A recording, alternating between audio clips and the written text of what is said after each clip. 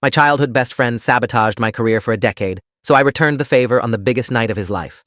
I blamed myself for years. The email arrived at 11:43 p.m. on a Wednesday, and I almost deleted it. The subject line read, "You need to see this," from an address I didn't recognize, and my cursor hovered over the trash icon for a solid 5 seconds before curiosity won. I opened it. There was no message, just a video file labeled Liam_2014_raw.mp4 and a timestamp that made my stomach drop. June 2014. The month everything fell apart. The month I lost the creative director position at North Point Digital, the job I'd been groomed for since joining as a junior designer 3 years prior. The month Liam Winters, my best friend since we were 8 years old, got promoted to the exact role I'd been promised. I downloaded the file with hands that had started to shake before I even knew why. The video loaded. Security camera footage, black and white, slightly grainy. The North Point conference room, empty except for 2 figures. I recognized them immediately. Jeffrey Thornton, our CEO at the time, silver-haired and imposing even on a decade-old recording. And Liam, younger, leaner, wearing that navy blazer he used to think made him look professional. No audio, but I didn't need it. I watched Liam slide a folder across the table, watched Jeffrey open it, his expression shifting from curiosity to concern to something darker. Watched him flip through pages, maybe 8 or 10 of them. Then I watched Jeffrey's face harden as he looked at Liam, nodded once, and stood to shake his hand. The timestamp read 9:17 a.m., June 3rd, 2014. My final interview for creative director had been scheduled for 2 p.m. that same day. It was canceled at 10:15 a.m. via a terse email from HR. We've decided to move in a different direction. I'd blamed myself for a decade, convinced I'd somehow failed before I even got the chance. I'd spent 10 years thinking I wasn't good enough. 10 years watching Liam climb while I plateaued, rebuilt, and clawed my way back up at smaller agencies. 10 years attending his birthday parties, his engagement celebration, his wedding, smiling through gritted teeth while he offered career advice with the concerned tone of someone who genuinely wanted to help his struggling friend. And now, watching this silent footage of a betrayal I couldn't yet prove but could feel in my bones, I understood something fundamental had shifted. The anonymous sender had included one more file, a text document, just 2 lines. There are 6 more videos. He did this to others too. The gala is in 3 weeks. Your choice. I sat in my home office until sunrise, watching the video loop 27 times, and I started planning. The backstory is important because it explains why I trusted him completely and why the destruction was so thorough. Liam and I met in 3rd grade when his family moved into the house 4 doors down from mine in suburban Riverside. We were inseparable, the kind of friends who invented elaborate fantasy worlds, taught ourselves guitar together, and applied to the same colleges.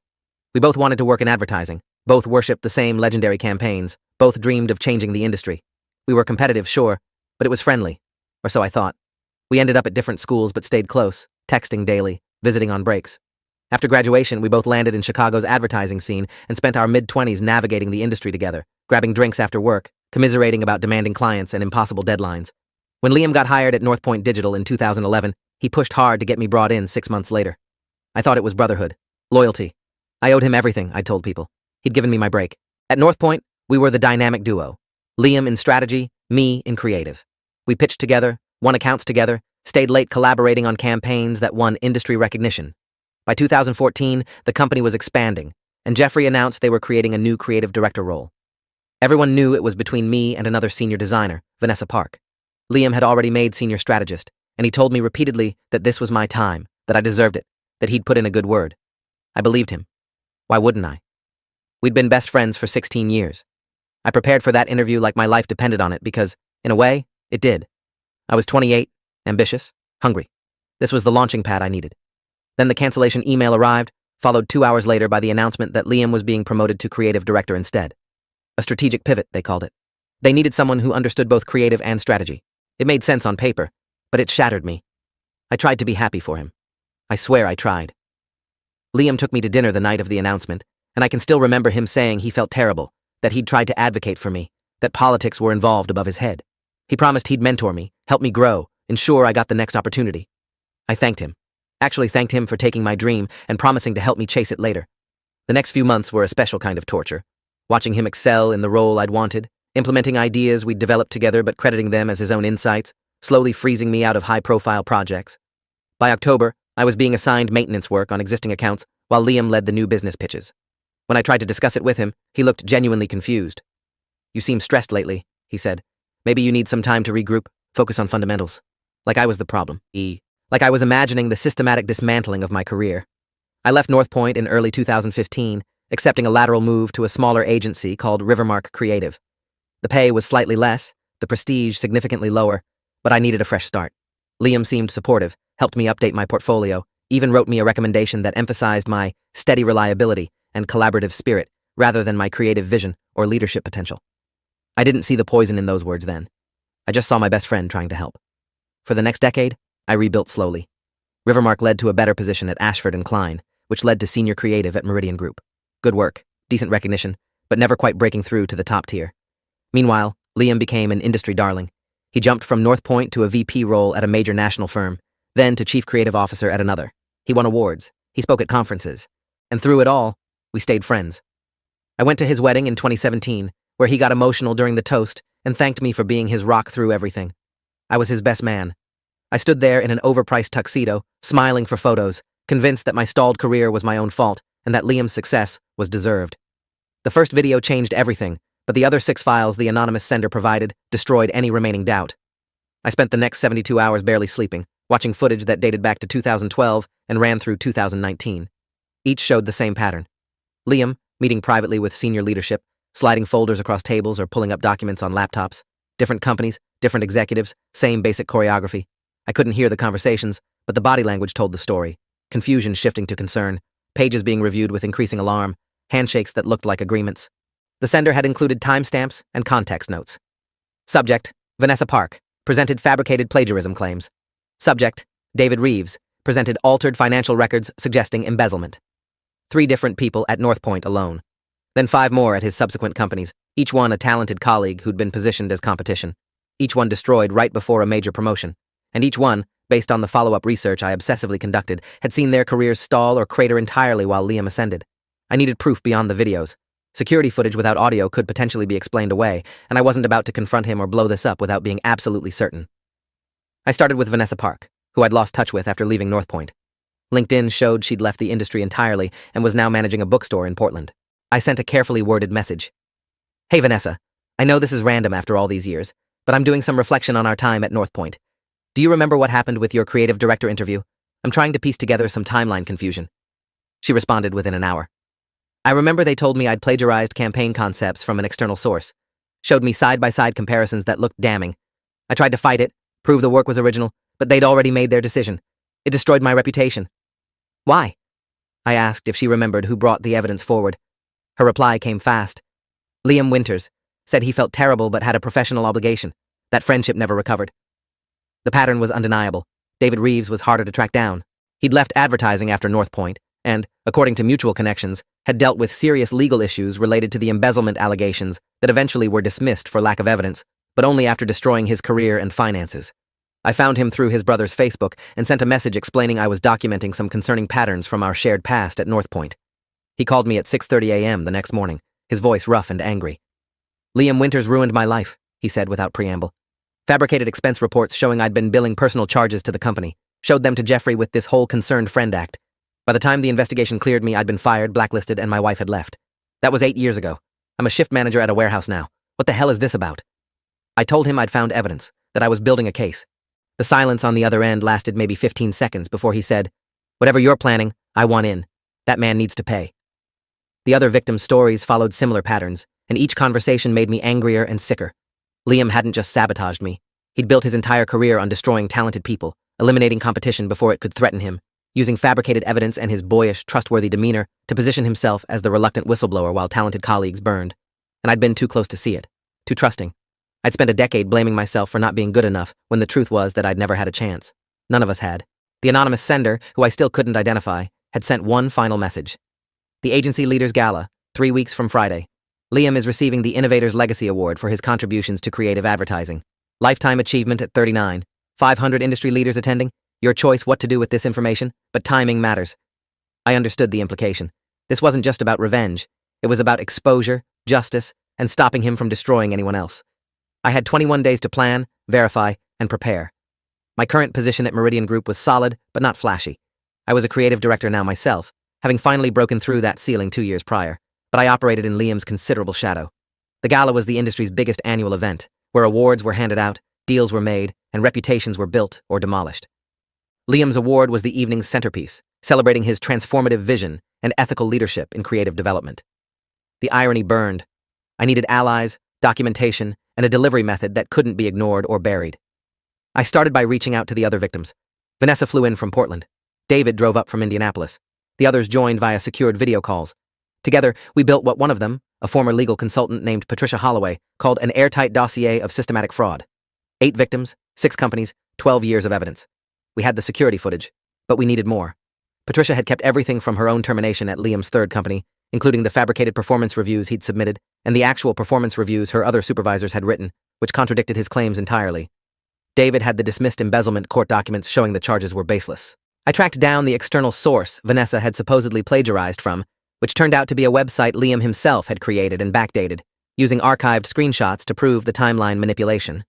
Each victim contributed pieces, and the picture that emerged was of someone who'd studied corporate systems well enough to exploit them. He understood that HR departments were risk-averse, that executives trusted employees who brought concerns forward discreetly, and that once someone was marked as problematic, companies preferred quiet removal over messy investigations. He'd weaponized institutional dynamics with surgical precision, and he'd done it to his best friend without blinking.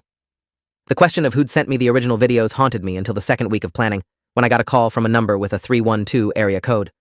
Chicago, I answered carefully. Is this Nathan? A woman's voice asked. When I confirmed, she continued. My name is Rebecca Caldwell. I was Jeffrey Thornton's executive assistant at North Point from 2010 to 2016. I'm the one who sent you the files. She explained that she'd kept copies of security footage after noticing a pattern, that she'd felt complicit by staying silent but had been too afraid of legal retaliation to come forward.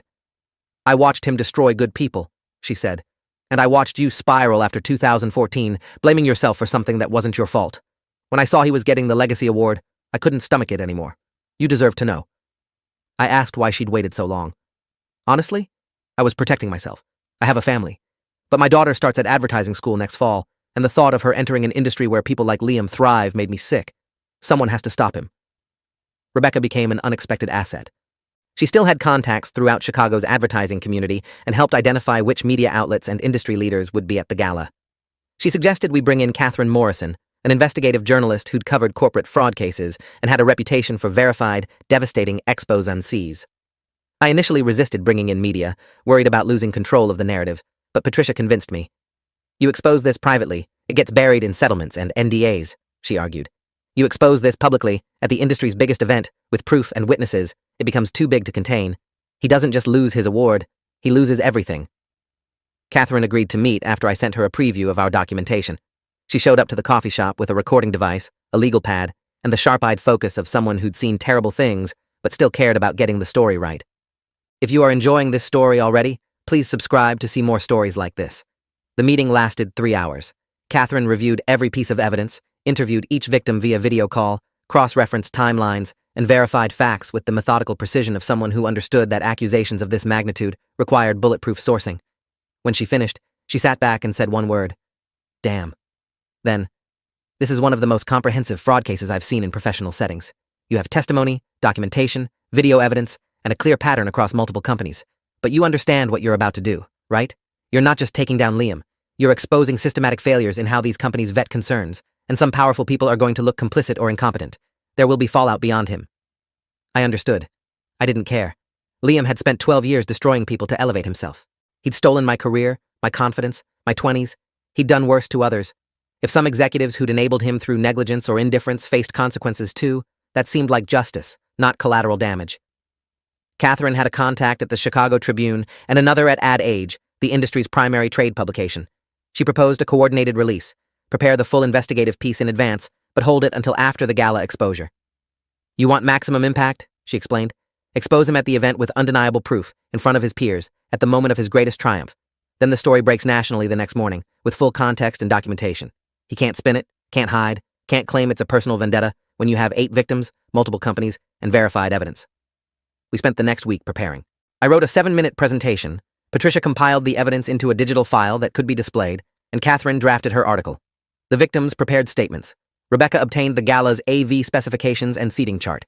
Everything was choreographed to the minute. The hardest part was maintaining normalcy around Liam. We'd drifted somewhat over the past few years as his career accelerated, but we still texted occasionally, still met for drinks every few months. He'd invited me to the gala as his guest, actually, a gesture that at the time I'd found touching and now understood was pure ego. He wanted witnesses to his coronation, even the ones he'd crushed. I accepted the invitation with enthusiasm, telling him I wouldn't miss it for the world. True, but not in the way he imagined. We met for lunch 8 days before the event, and I watched him with new eyes. The easy smile, the self-deprecating jokes about not deserving the award, the way he asked about my work with what seemed like genuine interest. He was good. Maybe he even believed his own lies by now, had rewritten his history so thoroughly that the destroyed careers were just unfortunate casualties of a competitive industry, nothing personal, certainly nothing he'd orchestrated. "You've been a real one through all of this," he said over appetizers, reaching across the table to grip my shoulder. "Seriously, Nathan, I know my success hasn't been easy for you to watch, and I respect how you've handled it with class. That says a lot about your character." I wanted to vomit. Instead, I smiled and raised my glass. "To your success," I said. "You've earned everything you've got." The truth of that statement hung between us, visible only to me. He had earned it through lies, fabrication, and betrayal. Every award, every promotion, every accolade was built on the broken careers of people who'd trusted him. The bill came, and Liam grabbed it. "My treat," he insisted. "Legacy Award winner's privilege." I thanked him, watched him pay with the black card from his executive account, and thought about David working warehouse shifts and Vanessa managing a bookstore. The rage was clean and focused. 3 more days.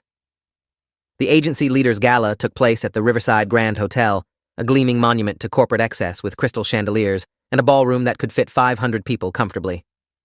I arrived at 6:45 p.m., 15 minutes after doors opened, wearing my best suit and carrying a leather portfolio that supposedly contained notes for a toast. Inside was actually a USB drive with our presentation and a printed backup of the evidence. Rebecca had worked her contacts to get me on the AV team's approved list, explaining I was helping Liam with a surprise tribute video. The actual surprise was going to be significantly different. The ballroom was already filling with the industry's elite, senior executives, award-winning creatives, and the kind of people who shaped advertising trends and made 7-figure decisions. I spotted Liam near the front, holding court with a cluster of admirers, looking relaxed and happy in an immaculate tuxedo. The format was dinner first, then awards. Liam's Legacy Award was scheduled for 9:15 p.m., the final and most prestigious of the evening. I had to sit through 2 hours of networking, small talk, and mediocre chicken while my heart hammered against my ribs. Patricia was there, seated 3 tables away, looking calm in a way I envied. Catherine was in the media section with her recording equipment, ready to capture everything. David had wanted to attend, but agreed it was too risky. Liam might recognize him. Instead, he was watching via the live stream from his hotel room. The other victims were on standby, ready to release coordinated statements the moment our presentation concluded. At 8:30, I excused myself to the restroom and met Rebecca in a service corridor. "A V team is briefed," she whispered. "You'll have full control of the screens from the stage. Security has been told you're doing a tribute. You have maybe 7 minutes before they realize what's happening and try to cut you off. Make them count." The preliminary awards concluded on schedule. At 9:12, the gala's host, a prominent industry veteran named Gregory Ashford, took the stage to introduce Liam's segment. "Tonight, we celebrate not just creative excellence, but the kind of ethical leadership that elevates our entire industry," Gregory began, reading from prepared remarks that made my jaw clench. "Liam Winters has spent his career mentoring colleagues, championing innovation, and demonstrating that success and integrity aren't mutually exclusive." The applause was thunderous. I watched Liam stand, humble smile in place, and make his way toward the stage. Gregory handed him the award, a heavy glass sculpture that caught the light beautifully, and Liam began his acceptance speech. He thanked his team, his family, his mentors. He talked about the importance of collaboration and supporting fellow creatives. He was 3 minutes in when he said, "I've been blessed to work with incredible people, some of whom are here tonight, including my oldest friend, Nathan Pierce. Stand up, Nathan." The spotlight found me. 500 pairs of eyes turned. I stood slowly, and Liam gestured toward me with warmth that looked absolutely genuine. "Nathan and I have been friends since we were kids," he continued. "We came up in this industry together, and watching his growth has been one of the privileges of my career. This award isn't just mine, it belongs to everyone who believed in collaborative excellence." The applause felt like mockery. I remained standing as Liam continued talking, and when he finally concluded with another round of thanks, I made my move. I walked toward the stage, portfolio in hand, while Liam looked momentarily confused. Gregory started to intercept me, but I spoke loudly enough for the microphone to catch. "Liam, I prepared a tribute video. Would you mind if I shared it?" His confusion shifted to pleased surprise. "Of course, Nathan, you didn't have to do that." He stepped back, giving me access to the podium, and I handed my USB drive to the AV technician, who'd been briefed to follow my instructions. "Thank you all for your patience," I began, gripping the podium to keep my hands steady. "This presentation is about the real story of Liam Winters' career, the story of how he built his success." The screens behind me flickered to life, showing the title slide. The pattern, Systematic Sabotage, 2012 to 2019. I heard the audience shift, uncertain murmurs beginning. Liam's smile froze. I clicked to the next slide. The first security video, time-stamped and labeled. June 2014. Liam presents fabricated evidence to Northpoint Digital's CEO, claiming I plagiarized work. My creative director interview is canceled 2 hours later. Liam receives the promotion instead. The video played, silent but damning. I let it run for 30 seconds while the audience watched Liam slide that folder across the table. Then I moved to the next slide. Vanessa Park, same company, same year. Fabricated plagiarism claims, career destroyed. Her photo appeared beside the security footage. The murmurs grew louder. I moved through the victims systematically. David Reeves, fabricated embezzlement. Patricia Holloway, falsified performance reviews. 8 people total, 6 companies, 12 years of evidence. Each slide showed the security footage, the fabricated documents, and the actual proof of innocence we'd compiled. My voice stayed level, professional, factual. This is not a personal vendetta, I said. This is a pattern of fraud. Liam Winters built his career by systematically destroying talented colleagues, using fabricated evidence and his trusted position to eliminate competition. We have testimony from 8 victims, documentation from 6 corporations, and video evidence spanning 12 years. The full dossier has been provided to the Chicago Tribune and Ad Age and will be published tomorrow morning. The room had gone completely silent except for the video audio now playing, actual testimony from David describing the false accusations and their impact on his life. Liam had gone pale, standing frozen at the edge of the stage. Security started moving toward me at the 5-minute mark, but Gregory Ashford raised a hand to stop them. He was watching the screens with an expression of growing horror, and I realized he was probably calculating his own organization's liability for honoring someone like this. I clicked to my final slide, a list of all 6 companies and the dates Liam had committed fraud at each, alongside a QR code linking to the full evidence file. You can verify everything I've shown you, I said directly to the audience. Every victim is willing to testify. Every document can be authenticated. This man destroyed careers, families, and lives to advance himself, and he did it with a smile and claims of ethical leadership. I looked at Liam, who seemed unable to speak or move. You told me tonight that I handled watching your success with class. The truth is, I blamed myself for a decade for not being good enough. But I was always good enough. You just couldn't win without cheating. The aftermath happened in stages. First, shocked silence. Then someone started a slow clap that didn't catch on because this wasn't a movie, and public exposure of fraud doesn't get applause. Then chaos. Reporters surged forward, phones out, shouting questions. Liam finally found his voice and tried to claim the videos were doctored, that this was a setup, but his denials sounded hollow against the weight of evidence. Gregory took the microphone and announced the event was concluding early, that the organization would be conducting a full review. Security escorted me out, not roughly but firmly, and I went willingly. I'd said what I needed to say. Catherine caught up with me in the lobby, eyes bright with professional excitement. The live stream cut before they could stop you, she said. About 400,000 people just watched that presentation live. It's already going viral on Twitter. His career is over. I felt the weight of 10 years lift slightly. Not gone, but lighter. The story broke everywhere by morning. Chicago Tribune ran Catherine's full investigative piece with the headline, Advertising Executive's Decorated Career Built on Systematic Fraud. Ad Age published simultaneously with their own investigation, having verified our evidence independently. By noon, Liam's current employer had placed him on indefinite leave pending investigation. By evening, 3 previous employers had announced internal reviews. The Legacy Award was formally rescinded, a rare and humiliating public retraction. Social media was merciless, with industry professionals sharing their own experiences of Liam's subtle undermining, patterns they hadn't recognized until seeing the larger picture. Several mentioned interviewing for positions he'd gotten, describing similar last-minute concerns raised about their qualifications. The scope of his fraud expanded as more people came forward. He'd destroyed more than 8 careers. We'd just found the ones with evidence. The legal fallout took months to fully materialize. 3 of the companies Liam had worked for faced lawsuits from former employees whose terminations could now be proven fraudulent.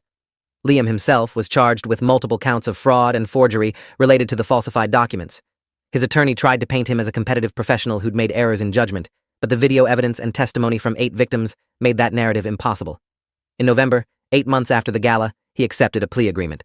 5 years probation, substantial restitution payments to his victims, permanent prohibition from working in advertising or related fields, and a public allocution where he had to detail his actions on the record. I watched the hearing via video feed. He looked smaller somehow, the polish stripped away, and when he read his statement admitting to systematic sabotage of colleagues' careers, his voice shook. It wasn't enough to undo the damage, but it was something. The victims' experiences diverged after exposure. David used his portion of the restitution to finish a degree he'd started before Northpoint, and last I heard, he was teaching marketing at a community college and finding peace in helping students avoid industry pitfalls. Vanessa stayed with her bookstore but started consulting part-time for ethical advertising collectives, using her experience to help build better industry standards. Patricia leveraged the case into a corporate ethics consultancy, helping companies identify and prevent the kind of institutional failures that had enabled Liam's fraud. Rebecca left her assistant position and now works in HR compliance, determined to fix the systems that failed us. Catherine won awards for her investigative series on corporate fraud in creative industries. Each of them found ways to transform the damage into purpose, which seemed like the closest thing to healing we'd get. My own career changed in unexpected ways. The exposure brought attention I hadn't sought, interview requests and speaking invitations about workplace fraud, industry ethics, and the psychological impact of systematic sabotage. Some saw me as a whistleblower, others as someone who'd aired dirty laundry publicly instead of handling it privately. I didn't care much about the judgment.